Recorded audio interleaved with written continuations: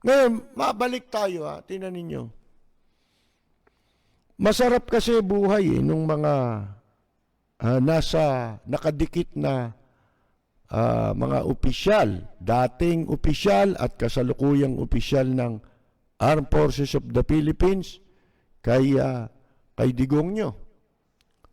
Oh, di ba? Kahit na insultuhin sila, sinabi rin niya yan na, yan, sino yung militar? Pinalalamong ko ng pera yan eh. Di ba? Pinapakain ko ng pera yan eh. Isipin ninyo sabihin yun.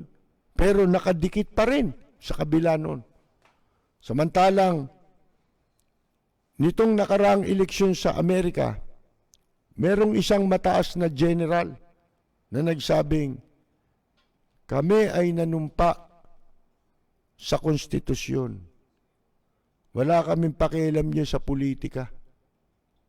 Oh, mga kaibigan, wala kaming pakialam diyan. Ang sa amin, kung ano ang aming mandato sa konstitusyon, yun ang susundin namin. Nakita ninyo? Dapat ganun ang Armed Forces of the Philippines. Pero hindi. Nakita naman ninyo, di ba sila, magmula dun sa retiradong si Delpin Lorenzana na ngayon Defense Secretary, pabali-baliktad ng sinasabi, di ba? O kunyari, magbibitiw ng laban sa China. O pag nagsalita ng nagalit si Digong nyo at pumabor siya sa China, pabor na rin sila sa sinasabi ni Digong nyo. Di ba? Mali. At yun din ang nagiging stand ng militar. Alam nyo ngayon bantayan nyo mabuti, talagang sisikapin nila na hindi matuloy ang eleksyon. Yang gulo sa Mindanao, katulad na sinabi ng COMELEC, pwede mo lamang isuspend ang eleksyon. Hindi mo pwedeng kanselahin ang eleksyon. Yan ang naayon sa batas. Kundi, pwede mo lang isuspend. Pagka merong hindi maiiwasang mga pangyayari, talagang force majeure. Yun yung sinabi nila. Mga kaibigan. Pag sinabi mong force majeure, talagang yung katulad yan ng mga kalamidad na hindi mo mapipigil, di ba? Wala ka na magagawa dyan sa kalamidad pag lumindol. Pwede mo bang pigilin yung lindol? Yung bagyo o anumang kalamidad. Force majeure. Yun ang katumbas. Kaya lumilikha sila ng iba't ibang senaryo para malito ang taong bayan. Pero isa lang ang objective. Isa lang ang layunin. Ang layunin ay maihanda ang kanilang sarili na manatili sa pwesto. Lahat yan ay ginagawang paghahanda para hindi sila mawala sa pwesto. Pwedeng ituloy ang eleksyon, pero kapag nakita nilang talo na sila, gagawa ng iba't ibang senaryo yan para maantala ang mga bilangan sa iba't ibang lugar. Sasabihin, may gulo ron. Walang resulta ang eleksyon. Pwedeng magkaroon ng resulta dito lang sa Metro Manila. Pero pagdating sa mga malalayong lalawigan na, wala nang resulta ng eleksyon sapagkat gumawa na sila ng gulo. Maraming pwedeng gawin. Di ba, lililito tayo, may federalismo. Ano yan Puro yan mga distraction para ang taong bayan malito at hindi mabasa ng taong bayan kung saan talaga ang direksyon na tutumbukin itong administrasyong ito, mga kaibigan. Ngayon, alam nyo, itong military na nagsisipsipan kapalit ng pagtataksil sa bayan, dahil sa pakinabang nilang pansarili. Balang araw, pagsisisihan nila yan eh. Pero ito lang sasabihin ko sa inyo ha. Alam nyo kanino sila dapat magpasalamat? Magpasalamat sila. Merong kamukha nitong si dating Senador Antonio Trillanes. Huwag niyong maliitin ang nagagawa ni Senador Antonio Trillanes. Alam ba ninyo kung ano yun? Ito ako lang magsasabi nito sa inyo. Dapat magpasalamat ang militar sa kanya. Yung mga sip-sip yung mga nakikinabang. Siyempre, napupwesto sila eh. Unang-una nilang dapat pasalamatan si Trillanes. Diyan sila merong malaking utang na loob. Bakit? Kaya sila binubusog ni Digongyo para hindi sila sumama kay Trillanes eh. Hindi ba? Kasi totoo lahat ang sinasabi nito eh. Mga kaibigan eh. Hindi ba? Sino-sino kumbaga eh. Iisa lang ang balahibo niyan eh.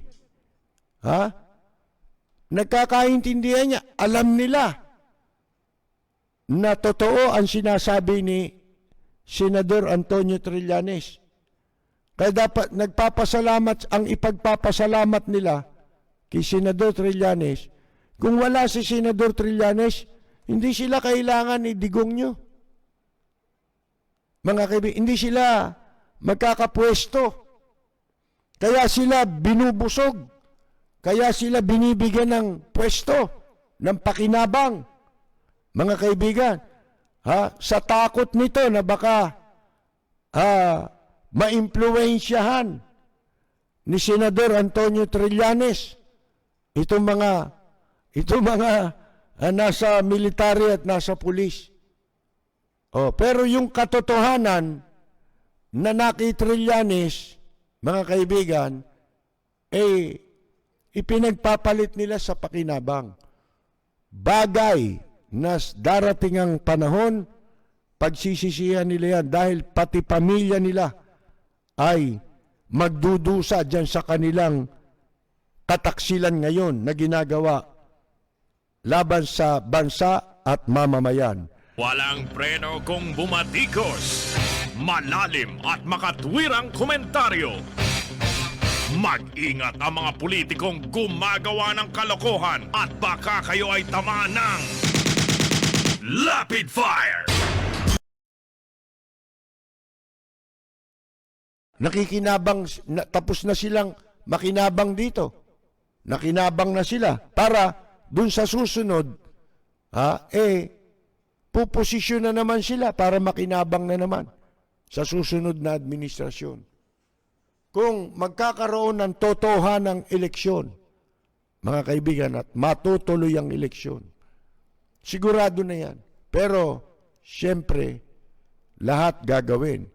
Kaya nga, meron tayong ibinalita na napalathala ito sa pahayagan na sa 2022 election, merong mga Manchurian candidate, hindi lang isa.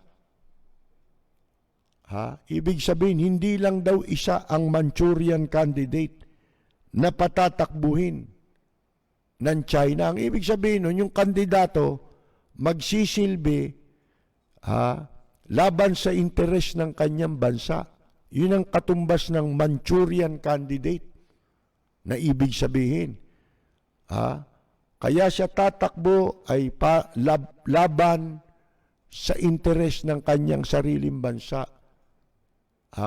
Pabor sa interes ng mga dayuhan katulad ng China. Di ba yung Manchuria? Yung Manchuria sa China yan di ba? Dati yan Korea yan na sinakop na rin ng China yan, mga kaibigan. Kaya tinawag yan na Manchurian candidate. Marami yan.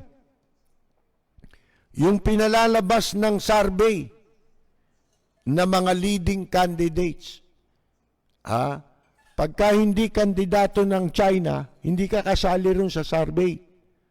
Ang isinasali ng survey na mangunguna ay mga kandidato ng China para malito ang taong bayan.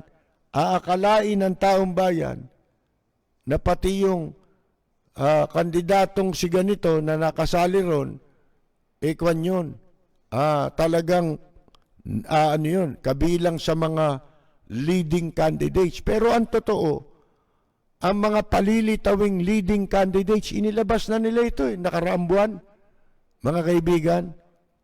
Bago tayo magkasakit, di ba? Nilabas na yan kung sino-sino, sila Grace po, di ba? Nagsalita ba yan laban sa China? Trabaho nila yan. Hindi ba ang pagdidesisyon ang mga usapin na may kaugnayan sa mga treaty, hindi ba kasali ang Senado dyan na may kapangyarihan? Pero hindi nila ginagamit yan. Makikita mo mga Manchurian candidates, si Pacquiao.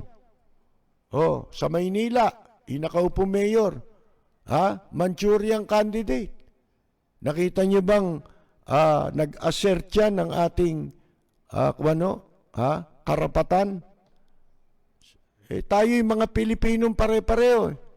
Hindi ba dapat lahat tayo iginigiit natin ang karapatan ng bansa at ng mamamayan laban sa China? Sapagkat interes na natin ito. Sarili na natin ito. Wala nang parti-partido rito dapat.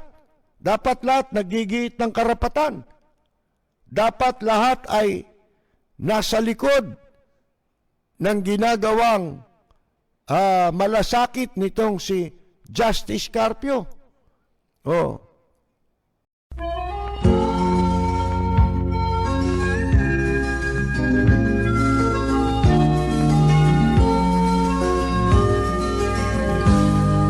Sa bayan ko ay isa ang lahi, dito'y wala ang pagkukunwari. Hindi padadaig, sadyang kilala sa daigdig, may pagkakaisa sa bawat nais. Ang bayan ko'y punong-puno ng yaman, bakit ito'y kailangan pang iwanan?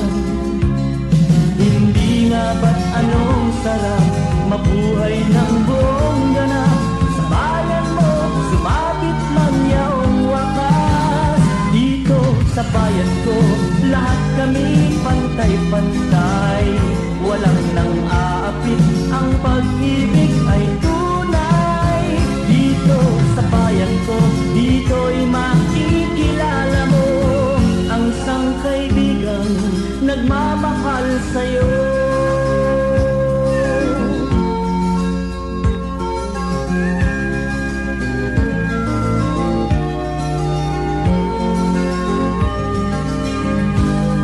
Ang bayan ko'y punong-puno ng yaman, bakit ito'y kailangan pang iwanan? Hindi nga ba't anong sarap mabuhay na